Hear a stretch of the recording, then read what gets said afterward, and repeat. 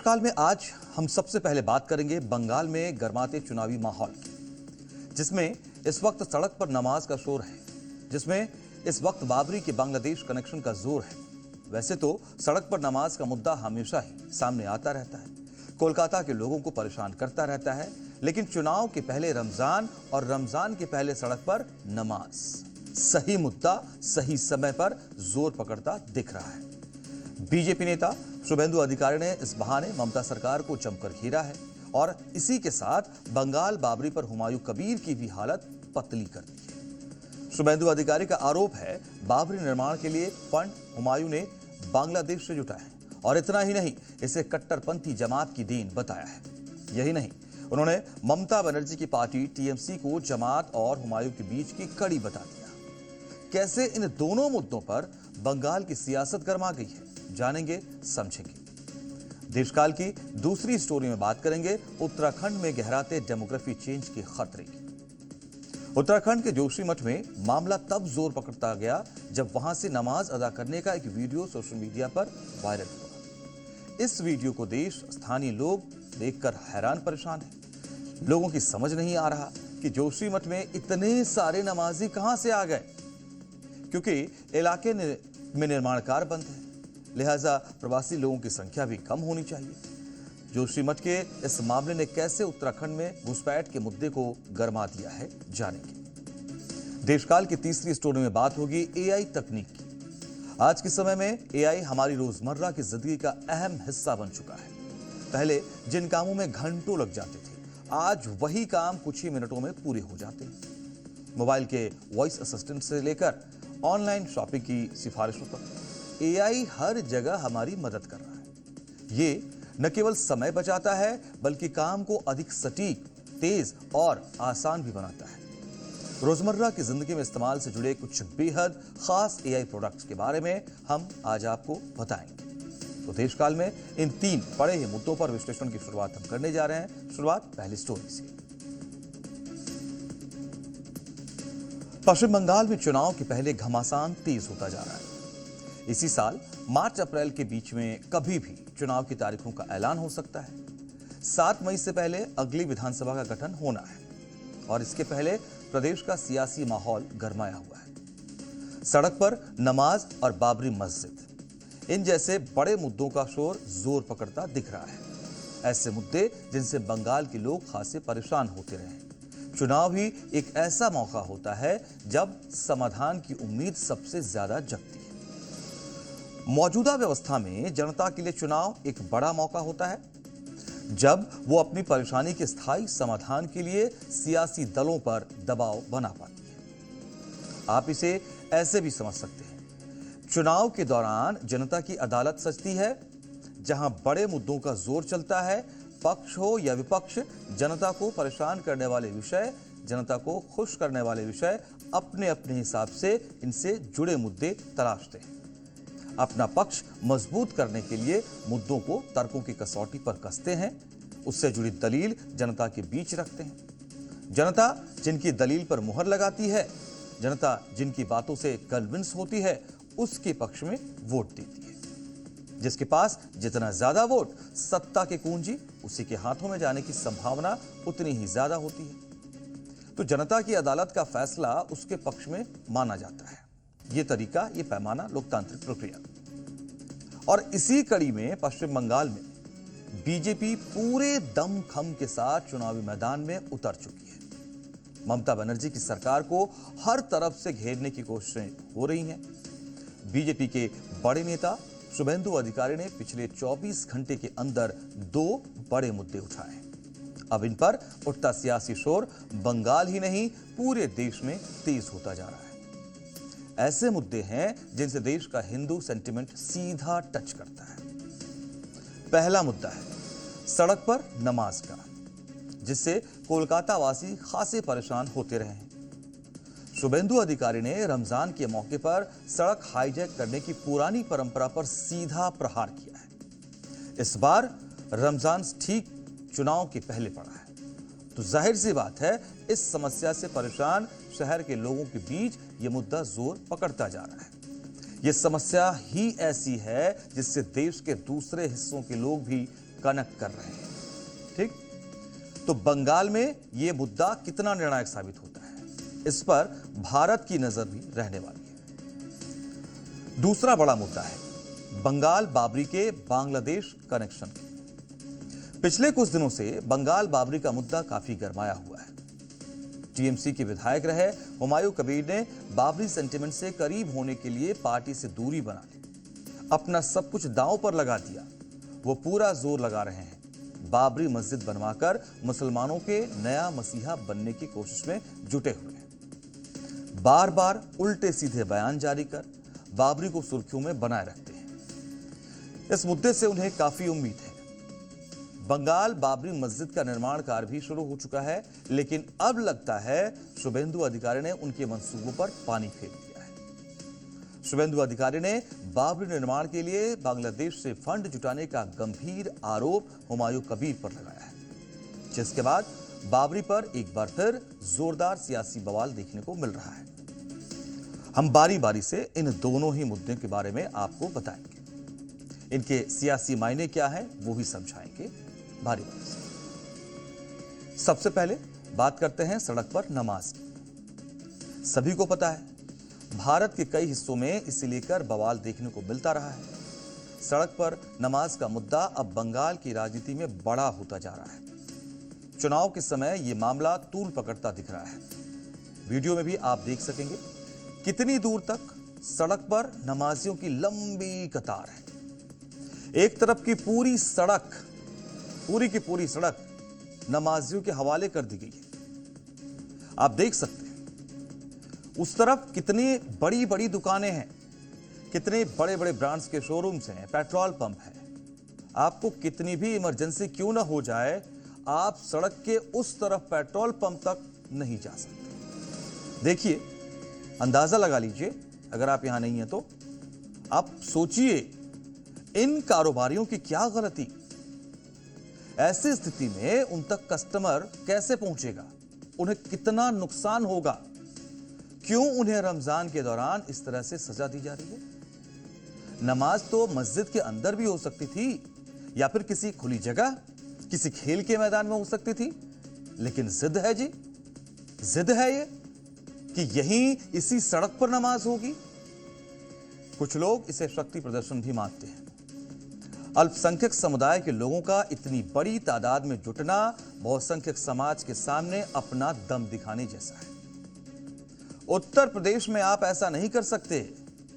UP में तो इस तरह सड़क पर नमाज पर पूरी तरह से रोक है, सख्ती से इसका पालन भी वहां होता है।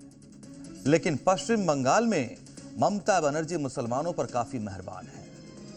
बीजेपी लगातार मुस्लिम तुष्टीकरण को मुद्दा बनाकर सीएम ममता बनर्जी को घेरती रही है।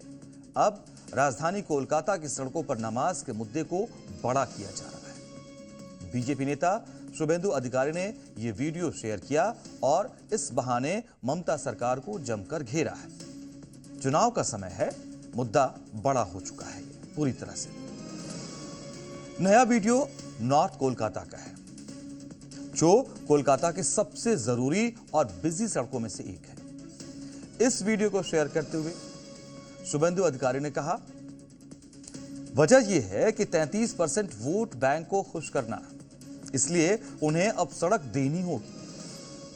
राज्य प्रशासन ये शायद भूल गया है, इस समय हायर सेकेंडरी एग्जाम्स भी चल रहे हैं और ऐसे में वो आम लोगों की दिक्कतों के अलावा अपनी आवाज में माइक बजाकर स्टूडेंट्स के लिए भी मुश्किलें खड़ी कर रहे हैं। माननीय महिला की खुशामद की वजह से अब राज्य के लोगों की जान भी खतरे में है। जैसे ही शुभेंदु अधिकारी ने वीडियो सोशल मीडिया पर जारी किया, देखते ही देखते वीडियो वायरल हो गया। कोलकाता ही नहीं, देश भर से लोगों ने इस पर रिएक्शन देना शुरू कर दिया। कोलकाता के लोग तो पहले से ही इससे परेशान थे। चुनाव के टाइम यह मुद्दा जोर पकड़ता दिख रहा है। जी मीडिया की टीम भी उस सड़क पर पहुंची, नमाज की वजह से बंद सड़क का जायजा लिया।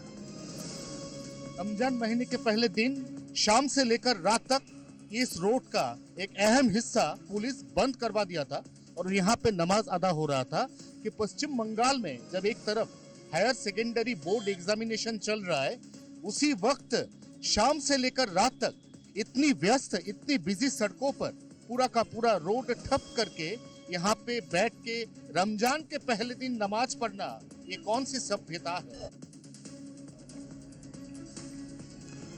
जी मीडिया की टीम ने जब इस वीडियो के बारे में स्थानीय लोगों से बात की तो ये पता चला वीडियो में जो दिखाया गया है वो 16 आने सच है। एक तबके के लिए सड़क का एक हिस्सा खाली छोड़ दिया जाता है। लोगों को किसी धर्म की आस्था से कोई मतलब नहीं है। भारत में सबको अपना धर्म मानने की, मनाने की आजादी है, लेकिन दूसरों को परेशान तो ना किया जाए। नमाज के लिए मस्जिदें बनी हैं, मुसलमानों को उसमें ही नमाज पढ़ना चाहिए।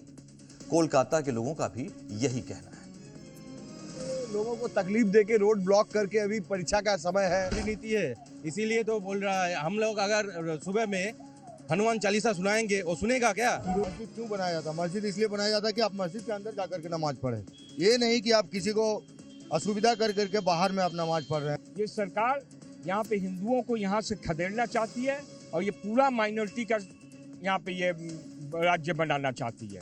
नहीं तो आज देखिए, आज हमारे हिंदू भाई लोग, हम लोग अपना कोई भी धर्म, अपना पूजा पाठ करते हैं तो उसके लिए हमें कोर्ट जाना पड़ता है, परमिशन लेना पड़ता है। नीति है, इसीलिए तो बोल रहा है। हम लोग अगर सुबह में हनुमान चालीसा सुनाएंगे, वो सुनेगा क्या? लेकिन माइक बजा के हम लोगों को अजान सुनाता है। ये हम लोग यहाँ पर है, इसीलिए हम लोग रास्ता क्या, गली मोहल्ला सब बंद कर देंगे, ये दिखाने के लिए, उनका अस्तित्व दिखाने के लिए। ये लोगों की नाराजगी सीएम ममता बनर्जी से है। हिंदुओं को पूजा अनुष्ठान के लिए आसानी से परमिशन नहीं मिलती है। पुलिस प्रशासन आसानी से नहीं मानता है। हिंदुओं को इसके लिए कोर्ट तक जाना पड़ता है, जबकि मुसलमानों के लिए पूरी सड़क सौंप दी जाती है। पब्लिक की परेशानी को प्रशासन नजरअंदाज करता है। ये ममता सरकार की दोहरी नीति नहीं है तो क्या है? एन चुनाव के पहले शुभेंदु अधिकारी का यह दांव ममता बनर्जी पर भारी पड़ता दिख रहा है। ममता बनर्जी पर तुष्टीकरण के आरोप बीजेपी पहले भी लगाती रही है, लेकिन इस बार सड़क पर नमाज वाला मुद्दा सही समय पर सही साबित होता नजर आता है। अब बात करते हैं बंगाल वाले बाबरी पर मचे घमासान की। बीजेपी नेता शुभेंदु अधिकारी ने इसीलिए भी जबरदस्त दांव चल दिया है। शुभेंदु अधिकारी ने हुमायूं कबीर पर गंभीर आरोप लगाए हैं। शुभेंदु का दावा है हुमायूं कबीर को बांग्लादेश से मस्जिद के लिए फंडिंग आई है। इतना ही नहीं, उन्होंने इसके पीछे ममता बनर्जी का हाथ बताया है। तो जाहिर सी बात है, चुनाव के समय पश्चिम बंगाल में बीजेपी के नेता शुभेंदु अधिकारी ने जो आरोप लगाए हैं वो और भी गंभीर हो जाते हैं। शुभेंदु का आरोप है हुमायूं कबीर ने मस्जिद निर्माण के लिए पैसा जमात जैसे कट्टरपंथी संगठनों से लिया। उन्होंने हुमायूं कबीर को जमात और टीएमसी के बीच की एक कड़ी बताया है। কবির বাবরি মসজিদের যে অর্থ সংগ্রহ করেছেন থ্রু আমাদের স্টেট ব্যাংক অফ ইন্ডিয়ার ব্যাংকের রেতে, তার 50% এর বেশি অর্থ বাংলাদেশ থেকে এসেছে। হুমায়ুন কবির তার বাবরি মসজিদ তৈরি করার আগে এবং তার যে দল গঠন করার আগে 7 দিন বাংলাদেশে থেকে এসেছে। शुभेंदु के इस सनसनीखेज आरोप पर हुमायूं कबीर की प्रतिक्रिया भी सामने आई। उन्होंने शुभेंदु अधिकारी को इसे साबित करने का सीधा चैलेंज दिया और कहा, हिम्मत है तो कार्रवाई करके दिखाएं। एक गुड़बाक आदमी है, एक गुड़बाक के तरफ बात कर रहा है, पागल का तरफ बात कर रहा है। इनको कोई पागल का तरफ का बात का सवाल का कोई जवाब मैं नहीं दूंगा। उनको हिम्मत है तो सेंट्रल एजेंसी को लगा के मेरा खिलाफ कार्रवाई करने के लिए। तो बाबरी मस्जिद मामले में बांग्लादेशी कनेक्शन लेकर शुभेंदु ने मामले को नया मोड़ देने की बड़ी कोशिश की है, बड़ी स्ट्राइक। और इसी के साथ बाबरी बवाल में ममता बनर्जी को भी उन्होंने खींच लिया, जिससे अभी तक ममता बचती रही है। अब देखना होगा शुभेंदु का यह दांव बीजेपी को कितना चुनावी लाभ दे पाता है। और अब अगली स्टोरी का रुख करते हैं, इसको एनालाइज करते हैं। देवभूमि उत्तराखंड में धर्मांतरण, डेमोग्राफी चेंज, अवैध घुसपैठ के खिलाफ धामी सरकार की तरफ से कई तरह के अभियान चलाए जा रहे हैं। यहां तक कि उत्तराखंड यूसीसी यानी कि यूनिफॉर्म सिविल कोड को लागू करने वाला देश का पहला राज्य भी बन चुका है। और इसके साथ ही प्रदेश में हो रही हर संदिग्ध गतिविधि पर सरकार और धामी फोर्स की कड़ी नजर बनी हुई है। लेकिन इसी बीच चमोली जिले के जोशी मठ से आए वीडियो ने नए सिरे से कई आशंकाएं और चिंताएं पैदा कर दी हैं। ये वीडियो सोशल मीडिया पर जमकर वायरल हो रहा है, जिसमें नगर पालिका परिसर के एक हॉल में 50 से अधिक लोग नमाज अदा करते दिखाई दे रहे हैं। अब वीडियो वायरल होते ही सवालों की बौछार लग गई। आखिर जोशी मठ में इतने नमाजी आए कहां से? ये सभी स्थानीय ही हैं या बाहरी लोग हैं? और क्या इनका पुलिस वेरिफिकेशन हुआ है? सवाल गंभीर है, क्योंकि जोशीमठ कोई सामान्य शहर नहीं है। इन तस्वीरों को देखने के बाद यह सवाल उठना लाजमी है। ये बद्रीनाथ धाम का प्रवेश द्वार है और आस्था के नजरिए से हिंदुओं के लिए बेहद महत्वपूर्ण स्थान है। पूरा उत्तराखंड देवभूमि के नाम से जाना जाता है। यहां 4 धाम समेत कई प्रमुख तीर्थ स्थल हैं। ऐसे में किसी सार्वजनिक भवन में बड़ी संख्या में इस तरीके से नमाज अदा करने की घटना सामने आए तो सवाल उठना स्वाभाविक है कि कहीं देवभूमि में डेमोग्राफी चेंज की कोई नई साजिश तो नहीं रची जा रही है। जोशीमठ में नमाजियों के अचानक इतने बड़े पैमाने पर जुटान को हल्के में बिल्कुल नहीं लिया जा सकता है। यह देवभूमि और हिंदुओं के लिए गंभीर खतरा बन सकता है। ऐसी घटना है ये। इसके अलग अलग पहलुओं को समझना जरूरी है, क्योंकि ये नौबत तब है जब धामी सरकार अपने अलग अलग अभियानों और नियमों के जरिए देवभूमि की सांस्कृतिक पहचान और हिंदू समाज के हितों की रक्षा करने के लिए संकल्पित है। इसीलिए आज ये जानना जरूरी है कि उत्तराखंड में सीएम पुष्कर सिंह धामी कैसे इन नफरती गैंग से निपट रहे हैं, क्या योजनाएं चला रहे हैं। उत्तराखंड में अवैध या जबरन धर्मांतरण को रोकने के लिए धर्म स्वतंत्रता कानून को और सख्त बनाया गया। इसमें लालच, धोखा, दबाव या शादी का दबाव बनाकर जबरन धर्म परिवर्तन कराने पर कठोर दंड और जेल की सजा का प्रावधान किया गया। सरकार का तर्क है इससे आर्थिक या सामाजिक रूप से कमजोर वर्गों को संरक्षण मिलेगा, क्योंकि यही पहले टारगेट होते हैं और इसके जरिए लव जिहाद जैसे मामलों पर रोक लग सकती है। धामी सरकार ने उत्तराखंड में अवैध कॉलोनियों, अवैध भूमि खरीद फरोख्त और अतिक्रमण के खिलाफ भी अभियान चला रखा है। कई स्थानों पर प्रशासन ने अतिक्रमण हटाने और दस्तावेजों की जांच की कार्रवाई की शुरुआत की है। सरकार का तर्क है सीमावर्ती और पहाड़ी राज्य होने के कारण उत्तराखंड में अवैध रूप से बाहरी लोगों के बसने से भविष्य में सामाजिक और सांस्कृतिक असंतुलन पैदा हो सकता है, जिससे सीधे तौर पर देवभूमि में डेमोग्राफी चेंज का खतरा पैदा हो सकता है। इसीलिए ऐसे लोगों को रोकना जरूरी है।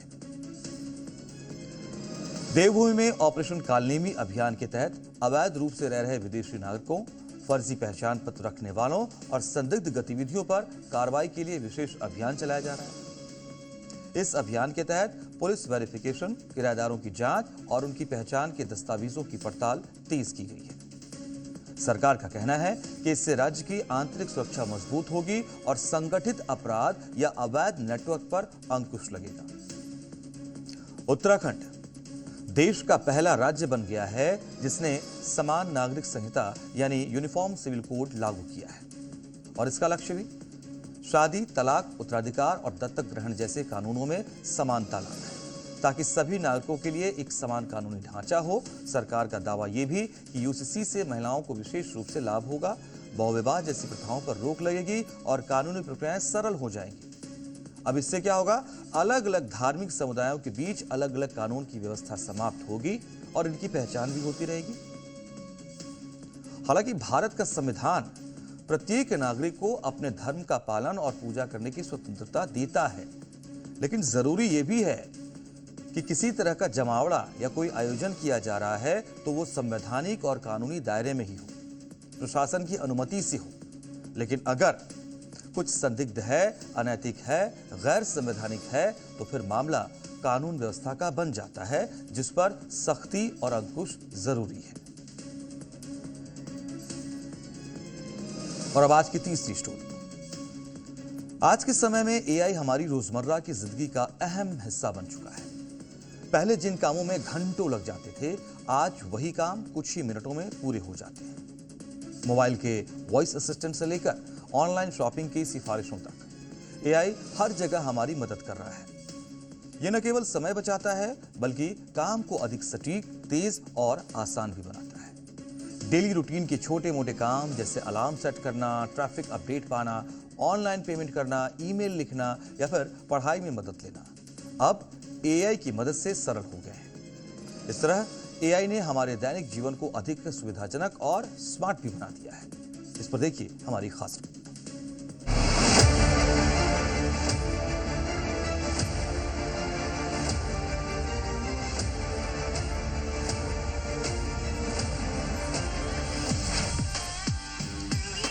एआई अब सिर्फ टेक्नोलॉजी नहीं है, ये हमारी सेफ्टी, हेल्थ, लर्निंग और लाइफस्टाइल को स्मार्ट बना रहा है।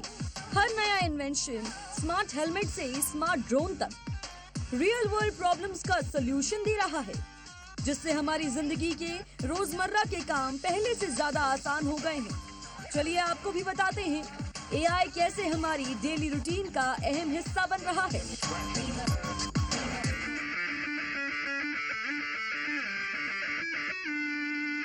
एआई स्मार्ट हेलमेट भूमिगत निरीक्षण में वर्कर्स की सेफ्टी का गेम चेंजर। सेंसर्स और AI algorithm real time alerts भेजते हैं, जिससे हैजार्ड्स डिटेक्ट होते हैं और एक्सीडेंट्स प्रिवेंट होते हैं। माइनिंग, कंस्ट्रक्शन, टनल्स, हर जगह वर्कर्स की सुरक्षा बढ़ाई जा रही है। ये जो मेरा स्मार्ट हेलमेट है, ये हमने ना अपने पेट्रोलर्स को दे रखा है। अच्छा, जो मेरा पेट्रोलर्स क्या है, उसके लिए एक डेडिकेटेड रूट होता है। पहले हमें हेलमेट दिखा दीजिए पूरा।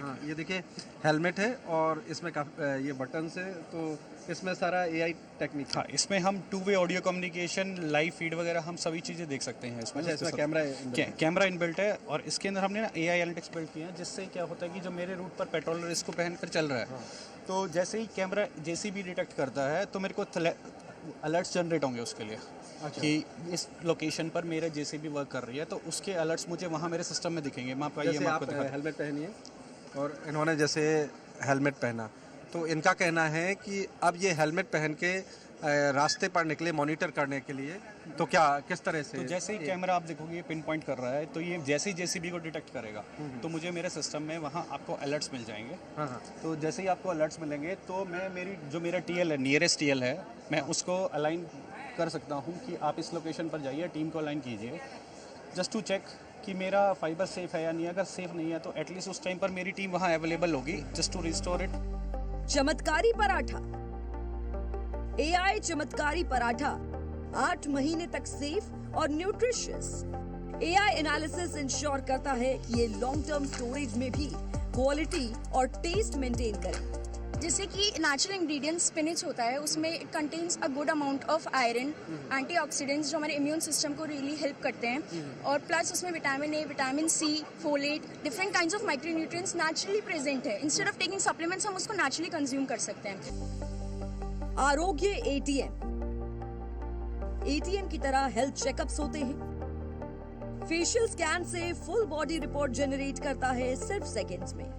बैंकिंग और पब्लिक स्पेसेस में इंस्टेंट हेल्थ मॉनिटरिंग का फ्यूचर रेडी सॉल्यूशन है। आप अभी पैसे निकालने के लिए, रुपए निकालने के लिए एटीएम जाते हैं। अब देखिए एआई तकनीकी आई है, तो एआई के आधार पर जल्दी ही आपको एटीएम की तरह आपके घर के नज़दीक इस तरह के आरोग्य सेंटर होंगे, जो एटीएम की तरह उनका बूथ होगा। वहाँ जाएंगे और आप सामने खड़े होंगे, आपकी सारी बॉडी स्कैन करके आपकी स्वास्थ्य जांच हो जाएगी। AI teacher helper. AI teacher helper exam grading में रेवोल्यूशन। आंसर शीट्स सेकंड्स में चेक करता है, एक्यूरेसी बढ़ाता है और टीचर्स का वर्कलोड कम करता है। पैटर्न रिकॉग्निशन और स्कोरिंग एल्गोरिथम्स ह्यूमन एरर कम करते हैं। सो ये क्लास मैप ऐसा प्लेटफॉर्म है जो टीचर्स की हेल्प करता है।